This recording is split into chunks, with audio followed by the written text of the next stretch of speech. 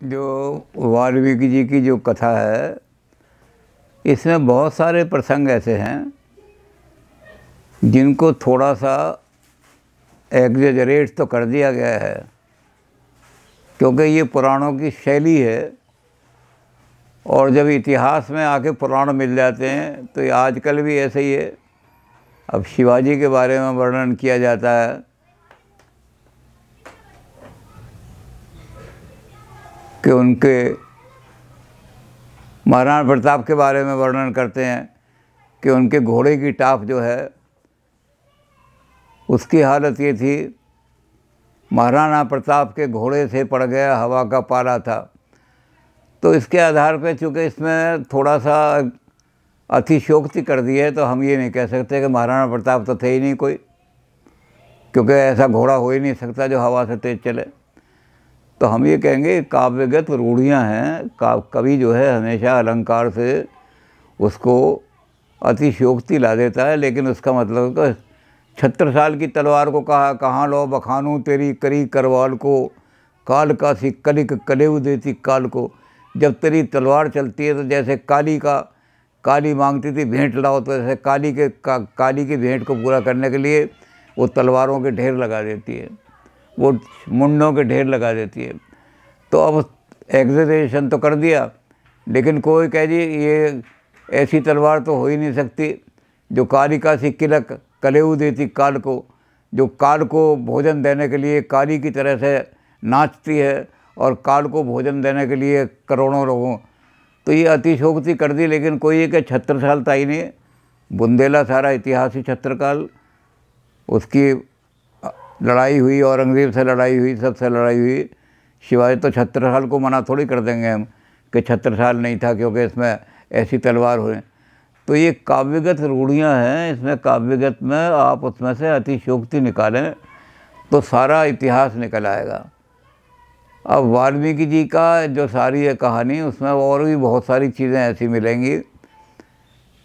लंका में जब हनुमान जी गए हैं तो वहाँ रावण सीता जी को बड़े भय दिखा रहा है, कभी प्रलोभन दिखा रहा है, कभी तलवार दिखा रहा है कि अगर तूने मेरी बात नहीं मानी तो 1 महीने में तेरा सिर काट दूंगा। तो जब रावण चला गया तो हनुमान जी सीता जी को संतोष देने के लिए और उनको ये सांत्वना देने के लिए कि हमें पता नहीं था कि तुम कहाँ हो लंका में, अब हम राम जो हैं वो आएंगे, इस रावण को मार के तुम्हें ले जाएंगे। तो जब हनुमान जी नीचे उतर करके आए तो ये वाल्मीकि जी की कहानी है और वाल्मीकि जी की कथा में है। हमारी जो लोक भाषाएं हैं उनकी प्रतिष्ठा वाल्मीकि जी ने कराई है। तो वाल्मीकि जी ने वह लिखा है कि हनुमान जी ने ये सोचा कि जैसे रावण संस्कृत फटाफट बोल रहा था और संस्कृत में सीता से वार्ता किया, अगर मैं भी संस्कृत बोलने लगा तो ये सीता ये समझेगी ये भी कोई यहाँ लंका का राक्षस है, जो रावण का कोई आदमी है, जो रावण का मंत्री थी, जो इतनी अच्छी संस्कृत बोल रहा है। तो हनुमान जी ने सोचा फिर क्या करूं? तो हनुमान जी ने कहा कि सीता इतने दिनों वहाँ किष्किंधा में भी रही हैं और आसपास भी रही हैं, तो ये वनवासी लोगों की भाषा अच्छी तरह जानती हैं। तो मैं संस्कृत की बजाय इनसे लोक भाषा में बात करूँगा, तब ये समझ जाएंगे कि ये कोई लंका का राक्षस नहीं, ये लोक भाषा, ये बानर जाति या उन जातियों में से जो जिन जनजातियों के साथ मैं रही हूँ उनका कोई आदमी है। तो हनुमान जी ने वहाँ, वाल्मीकि जी लिखते हैं कि हनुमान जी ने उससे बड़ी जब लोक भाषा में बात की, जो किष्किंधा के पास और बानर जाति के अंदर भाषा बोलती थी, तो सीता जी को एकदम विश्वास हो गया कि ये लंका का राक्षस नहीं है। तो हनुमान जी का ये लोक भाषाओं को प्रचलित करने का, लोक भाषाओं को प्रतिष्ठा कराने का काम भी, जो इतिहासकार कहते हैं, ये वाल्मीकि की देन है। वाल्मीकि ने देन दी कि लोक भाषाओं की कितनी महत्व है, क्या चीज़ है। तो ऐसी बहुत सारी चीज़ें। अब वाल्मीकि का जो जहाँ शुरू होती है रामायण, बिल्कुल वहाँ वाल्मीकि का एक शब्द आता है, कौन वस्मिन् सांप्रतम लोके वीर्यवान कश्चित् गुणवान। तो वहाँ शब्द आता है सांप्रतम। सांप्रतम माने इसका, मेरे सामने, वर्तमान काल में। इसका मतलब कि वाल्मीकि जी जो हैं वो वर्तमान काल में रावण की उसकी राम की सारी चीज़ देख रहे हैं, नहीं तो वर्तमान का शब्द नहीं लगाते। अगर वो बाद में लिखते तो था लिखते कि राम था और वो सीता थी, और वर्तमान में भी इजी लिख रहे राम है सीता है। इसी तरह से जो लोग ये कहते हैं कि वाल्मीकि ने पहले ही रामायण लिख दी थी और बाद में था उनका, तो उसमें है कि अगर रामायण पहले लिख दी होती तो फिर फ्यूचर काल में लिखते कि एक राम होगा, उसे सीता होगी।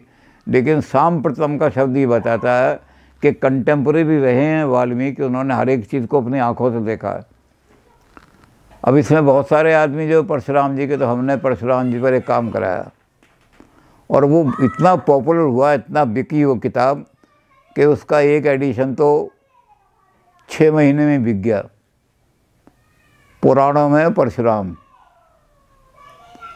और परशुराम जी के चरित्र पर सारा हमने देखा, उसमें दिखाया, पीएचडी की थीसिस है वो। तो पीएचडी में परशुराम जी का चरित्र हमने दिखाया कि भारत के इतिहास में भारत किसी भी सेंट्रल राजा के अंदर में नहीं रहा। छोटे छोटे गणराज्य थे, उन गणराज्यों पर वहाँ के जो गणराज्य के पति थे वो काम करते थे। तो 18 गणराज्यों का नाम तो बौद्ध साहित्यों में भी मिल जाता है। बाकी कुछ ऐसे गणराज्य थे जो गणराज्य तो थे, उनके में नाम इतिहास में नहीं मिलते। तो ऐसे बहुत सारे गणराज्य थे, उन गणराज्यों में आपस में झगड़े भी होते रहते थे। तो ये जमुना के पश्चिम की तरफ जो गणराज्य थे ये यादवों का राज था, क्योंकि यादवों की उत्पत्ति जो है वो कुरुक्षेत्र में हुई। यदु जो हैं जिन्होंने यादव वंश चलाया वो कुरुक्षेत्र में पैदा हुए। तो कुरुक्षेत्र के पश्चिम में महिष्मती तक सारा यादवों का ही राज था और यादवों की अलग अलग छोटे छोटे सब कास्ट थी। तो जो है वंशी यादव थे उनका राज्य जो था वो जमुना से लेकर के और इंदौर तक फैला हुआ था। ये सबसे बड़ा राज था और ये चूँकि सबसे बड़ा राज था इसलिए सबसे ज़्यादा अत्याचार भी यही करता था। इसने सहस्त्रार्जुन जिसका नाम था, है जाति थी यादवों का, एक छोटा क्लैन था। अलग अलग क्लैन होते हैं, जैसे यहाँ होता है कि ये बंसल हैं, ये अग्रवालों के कि ये मित्तल हैं, ये जिंदल हैं। इसी तरह से यादवों में भी छोटी छोटे सब कास्ट थी। तो जो है कास्ट थी उनका राज फैला हुआ था जमुना से लेकर के और महिष्मती तक। और जो ये महिष्मती का राजा था इसने क्या काम किया था कि दक्षिण के छोटे छोटे राजाओं को पराजित करके उनकी कन्याओं को उठा लाया था। वो सारे नाग राजा थे, नागपुर के राजा थे, नागदा के राजा थे। ये नाग जातियाँ जो थीं इनके छोटे छोटे गणराज थे, ये बहुत बड़ा गणराज था। तो छोटे छोटे राजाओं को, जिनको फ्यूडल कह सकते हैं हम, कि ये फ्यूडल लोग थे, ये सामंत थे सारे। तो सामंती राजाओं की उनकी छोटे सामंतों की कन्याओं को ये बड़ा राजा था ये उठा लाया और उनका अपहरण करके उनका शोषण किया। तो उन्होंने बड़ा एक आपस में संगठन करके उन्होंने कहा कि किसी ऐसे आदमी से शरण मांगनी चाहिए। तो उन्होंने कहा कि ये यादवों का जिनसे संघर्ष है वहाँ चलना चाहिए। तो वो नर्मदा से चलते हुए और यहाँ सरस्वती के किनारे पे आए। सरस्वती के किनारे पर ब्राह्मण बहुत बलवान थे। ब्राह्मणों ने और क्षत्रियों ने कई बार संघर्ष किया है। बुद्ध जो थे वो क्षत्रिय थे, उन्होंने ब्राह्मणों को पराजित किया। फिर ब्राह्मण दोबारा आ गए। यहाँ भी ब्राह्मण जो थे ये बड़े शक्तिशाली थे इस सारे क्षेत्र में। ये जो राजा कुरु का क्षेत्र था इसमें ब्राह्मणों शक्तिशाली, और यदु का जो क्षेत्र है उसमें यादव बहुत शक्तिशाली थे। तो यादवों की ब्राह्मणों से टक्कर हुई यहाँ, जो जिस क्षेत्र को आज हम कुरुक्षेत्र कहते हैं, ये आर्यवर्त का जो क्षेत्र था, यहाँ उनकी टक्कर हुई बड़ी तकड़ी। तो यहाँ उन ब्राह्मणों का जो नेता था वो था परशुराम। परशुराम को के पास जब आए तो उन्होंने कहा कि हमारी कन्याओं के, परशुराम ने कहा कि मैं आकर के और उसके अत्याचारों का दमन करूँगा। तो परशुराम जो थे, यहाँ कुरुक्षेत्र के पास एक जगह है, उसका नाम है जामनी। वो जामनी है जमदग्नि, जमदग्नि का आश्रम था वहाँ। तो ये जो था, इसने यमुना पार करके अपना राज्य बढ़ाने के लिए यमुना को पार किया और यमुना के पार के इलाकों में अपना राज बढ़ा करके जब ये लौट रहा था, छोटे छोटे गणराज थे, पांचाल राज्य को, पांचाल राज तो आज भी सारा इतिहास जानता है कि सारा हिमाचल के आसपास का इलाका कुरु पांचाली कहलाता है। तो पांचालों को पराजित करके वो जब वापस लौट रहा था तो यहाँ कुरुक्षेत्र में यहाँ रुका। अब उसमें थोड़ा सा एग्जेजरेशन तो है कि जामनी की गाय ने इतना दूध दे दिया, लेकिन जामनी की गाय ने इतना दूध, ये एग्जेजरेशन। जामनी के जो शिष्य थे वो इधर उधर गाँवों में गए कि राजा आया हुआ है, और वहाँ से 2-3-4 घंटे में इतना दूध इकट्ठा करके ले आए गाँवों से। उन्होंने राजा की बड़ी सेवा की। तो राजा को ये लगा कि इसके पास बहुत कुछ माल है, आश्रम छोटा सा बनाया बैठा है। उसने उनका धन वगैरह हर लिया। तो परशुराम जी ने कहा कि जो राजा ऐसे हो गए हैं, राज धर्म को त्याग करके प्रजा का भक्षण कर रहे हैं, उनका मैं नाश करूंगा। तो ऐसे उन्होंने 21 गणराज्य छाटे, और 21 गणराज्यों में उनको पता लगा कि बहुत ही दुराचारी, अत्याचारी, व्यभिचारी ये राजा जो हैं, ये लूट लूट करके दुनिया को खा रहे हैं। तो उन्होंने, सारे यादव राजा थे वो चंद्रवंशी, तो उन्होंने सूर्यवंशियों की तरफ नहीं गए कहीं, उन्होंने यानी जा कर के वहाँ अयोध्या पर हमला नहीं किया। ये इधर की तरफ जो राजा थे इन पर हमला किया, और उन्होंने सबका नाश करके परशुराम जी ने, और उनको सारे राज्यों से ऐसे दुराचारी राजाओं का नाश किया, और ऐसे राज्य सब, ऐसे गणराज्य में ऐसे लोग बिठा दिए जो अच्छे राज्य करने वाले हों। अब ये है कि ये राजाओं का नाश करते फिर रहे थे, तो ये यमुना के पार भी इन्होंने कहा कि ऐसे राजा होंगे, उनको भी, उन क्षत्रियों का नाश भी करना चाहिए। तो ये अयोध्या में इनका वर्णन है सारा। अयोध्या में पहुँचे राम वहाँ, तो इन्होंने कहा, राम को इन्होंने चुनौती दी। इन्होंने कहा कि इस फरसे ने 21 बार छत्रानी रांड बनाई हैं, और तू जो है यहाँ धनुष को तोड़ करके बड़ा भारी राजा समझ रहा है, मिथिला के राज्य को तूने किसी तरह से आकर के, तो तू मेरे साथ लड़ाई कर, है जी, या तो तू मेरे साथ युद्ध कर या पराजय स्वीकार कर ले, ऐसे। तो राम ने कहा हम युद्ध करेंगे, हम सूर्यवंशी हैं, सूर्यवंशी राजा जो हैं वो पराजित होने वाले नहीं हैं। तुमने यादवों को पराजित कर लिया होगा। लक्ष्मण ने यही शब्द कहे थे। उन्होंने कहा कि ब्राह्मण देवता, आपने उन राजाओं को, छोटे छोटे राज्य थे जिनके, और छोटी छोटी जिनकी गणराज थे, उनको हरा लिया होगा। सूर्यवंशियों को हराना, आप सूर्यवंशी तो चक्रवर्ती हैं, उनका बड़ा साम्राज्य है, साम्राज्यवादी राजा हैं, उनको हम कुमड़ बतिया हम नाई, जो तर्जनी देख मर जाएं। आप ये समझ रहे हो कि हम कुमड़ बतिया हैं, जो कुमड़ बतिया जो होता है वो इतना बड़ा, उसमें चक्कू मारते हैं तो मीठा फल वो बन जाता है, सीताफल कहते हैं उसको। तो कहते हैं आपने सोचा होगा कि हम कुमड़ बतिया चक्कू मारने से ही फट जाएंगे। तो चुनौती उन्होंने पूरी तरह से स्वीकार की परशुराम की, और अंत में परशुराम जी पराजित हुए। वो अपना जो कुछ सारे हथियार थे वो भी राम को दे करके, मैं कहते हैं राम को उन्होंने यही शब्द कहे अंत में। वाल्मीकि ने बहुत स्पष्ट शब्दों में लिखा है। उन्होंने कहा कि राम, जो काम मैं कर रहा था कि आतताइयों का नाश करने के लिए मैं इस पृथ्वी पर घूम रहा था, अब मुझे पता लग गया कि कुछ ऐसे राजा भी हैं जो प्रजा भक्षण नहीं हैं और बड़े बलशाली राजा हैं। तो मैं अपना काम भी, अपना धनुष आपको सौंप रहा हूँ कि अगर कोई आपको ऐसे लोग दिखाई दें भारत भूमि में, तो राम ने उनके सामने प्रतिज्ञा की कि आपने पश्चिमी भारत से सारे दुराचारियों का नाश कर दिया, इसलिए आप परशुराम हैं, पार्श्व राम।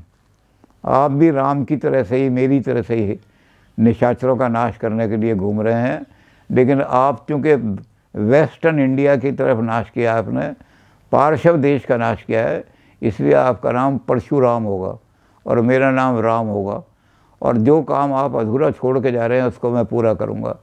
तो हमने पूरी किताब उस पर परशुराम जी का चरित्र, वाल्मीकि जी ने भी सारा वर्णन उसका परशुराम जी का इसी तरह से किया है कि परशुराम जी ने चंद्रवंशी राजाओं का राज किया जो कि पश्चिम भारत पर छाए हुए थे। सूर्यवंशी राजाओं में उन्होंने किसी को नहीं मारा। उनके अपनी जो परशुराम जी की जो ये विश्वामित्र जी से उनका क्या रिश्ता था, तो परशुराम जी का रिश्ता, परशुराम जी की माँ भी क्षत्राणी थी, राम की रिश्ते में बुआ लगती थी, दशरथ की बहन लगती थी। इसी कुल से, सूर्यवंशी कुल से वो पैदा हुई थी, इक्ष्वाकु कुल की लड़की थी। तो परशुराम जी का, और परशुराम जी के जो दादा थे ऋचिक ऋषि, जमदग्नि के पिताजी, उनकी जो पत्नी थी वो भी कन्नौज के राजा की लड़की थी, गाधी की लड़की। तो दादी भी क्षत्राणी थी, माँ भी क्षत्राणी थी, लेकिन वो सूर्यवंशी क्षत्रों की थी, यादवों की नहीं थी। तो परशुराम जी ने सूर्यवंश वालों को एक को भी नहीं मारा, क्योंकि वो दादी का कुल और राम का और माँ का कुल, ये सारा हमने दिखाया कि सूर्यवंशी राजा को किसी को नहीं मारा। और सूर्यवंशी राजाओं को उन्होंने देखा कि तुम तो वो राजा हो जो प्रजा का पालन कर रहे हो, इसलिए मैं नहीं मारूंगा। तो हमने फिर वो पुराणों के आधार पर ये PhD का जो शोध कराया, तो इस किरमिच वाले की किताब बिल्कुल बिकनी बंद हो गई।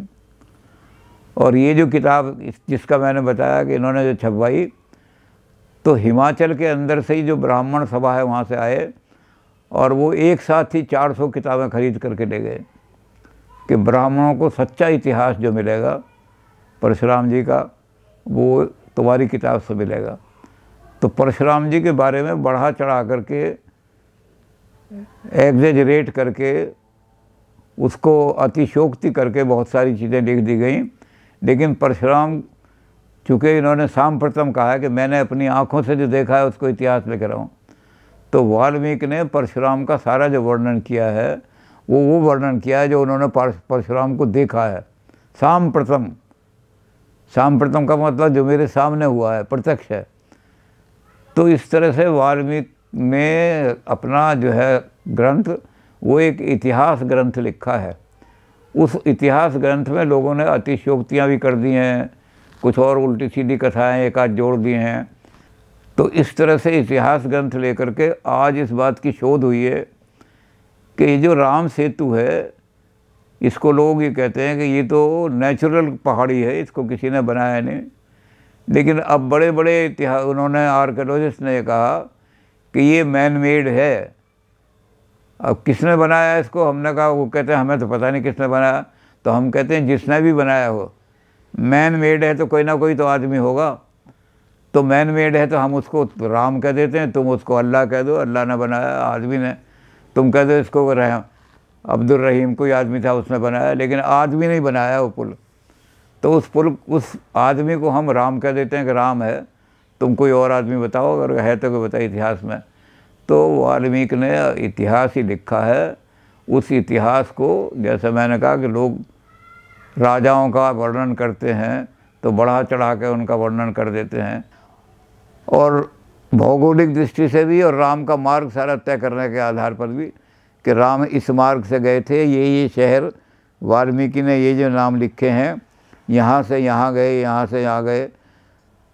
पंपासुर का पता लग गया कि पंपासुर जो है सारा, किष्किंधा कौन सा है, जो आज कर्नाटक का इलाका है सारा, वो किष्किंधा का इलाका है सारा। उन्होंने सारा वही वर्णन जो वाल्मीकि ने दिया है, वो कि कैसी पहाड़ियाँ हैं वहाँ, कैसे वन है, देख करके उन्होंने कहा कि ये किष्किंधा नाम था इसका, वाल्मीकि ने किष्किंधा, और आजकल मॉडर्न नाम इसका कर्नाटक हो गया। तो वो सारी चीज़ें मिलती जा रही हैं इतिहास से। जिस समय हनुमान जी बटक रूप धर करके ब्रह्मचारी का रूप धर करके और राम को देखने के लिए आए। सुग्रीव ने कहा कि ये देखो, ये जो तीर कमान ले हुए आ रहे हैं, कहीं ये बाली को तो शाप लगा हुआ है कि इस पहाड़ पर नहीं आ सकता, लेकिन कहीं ये बाली के भेजे हुए कोई आदमी तो नहीं है जो मुझे मारने आ रहे हैं। अगर ये मुझे मारने आ रहे हैं तो देखना, अगर ये कम शक्तिशाली के हों तो इनको वहीं मरोड़ देना, अगर ये शक्तिशाली हों तो आशाना फिर मैं भाग करके कहीं और छुप जाऊंगा। तो हनुमान जी जब गए तो उन्होंने जा कर के देखा, तो हनुमान जी ने, वाल्मीकि लिख रहे हैं कि हनुमान जी ने जब उनसे वार्ता की संस्कृत में, तो इतनी शुद्ध संस्कृत बोली कि राम ने कहा कि लक्ष्मण, ये मुझे मामूली कोई ब्रह्मचारी नहीं लगता कि जो गुरुकुल में शिक्षा प्राप्त कर रहा हो, ये तो मुझे संस्कृत का निपुण विद्वान लगता है, क्योंकि इसने विसर्ग का उच्चारण और अनुस्वार का उच्चारण इतना शुद्ध किया है कि जो बड़े बड़े पंडित भी नहीं कर सकते। तो वाल्मीकि ने दिखाया कि जनजातीय बंदर होते तो इतनी शुद्ध संस्कृत कैसे बोल लेते। बड़े बड़े पंडित भी अनुस्वार का शुद्ध जो है, अनुस्वार और अनुनासिक में भेद नहीं कर पाते। और हनुमान जी को वो कह रहे हैं वाल्मीकि कि राम ने कहा कि अनुस्वार का इतना शुद्ध उच्चारण कर रहा है, विसर्ग जो लगाते हैं विसर्ग का बड़ा शुद्ध उच्चारण कर रहा है, इसका मतलब ये कोई बहुत बड़ा विद्वान है। तो जिस जाति में ऐसे ऐसे विद्वान होंगे, वो कोई बंदर थोड़ी होंगे, वो जनजाति में बड़े विद्वान लोग भी थे। तो इस तरह से जनजातियों को लोगों ने, जो लोग उनको ऐसा समझते थे कि जंगली लोग हैं, तो उन्होंने कहीं कह दिया बंदर हैं, ये नीचे वाले परवर्ती लोग जो थे उन्होंने, लेकिन वो वाल्मीकि ने उनको जनजातियों के ही रूप में प्रकट किया है, सारा बारीक ढंग से किया है। सारी जातियां जो जो राम को मिली वो जनजातियां थीं, कोई जानवर नहीं थे सारे के सारे। तो उन जनजातियों का भी इतिहास सारा उसमें मिल जाएगा। तो वाल्मीकि रामायण आधार है हमारी सारी संस्कृति का, और उसको लेकर के जितनी राम कथाएँ लिखी गई हैं वो इतनी अनगणित हैं, उनको कोई गिन नहीं सकता। तो तुलसीदास जी ने कहा कि गिनो मत, परेशान हो जाओगे गिनते गिनते, बस ये मान लो कि रामायण शतकोटि अपारा, 1 करोड़।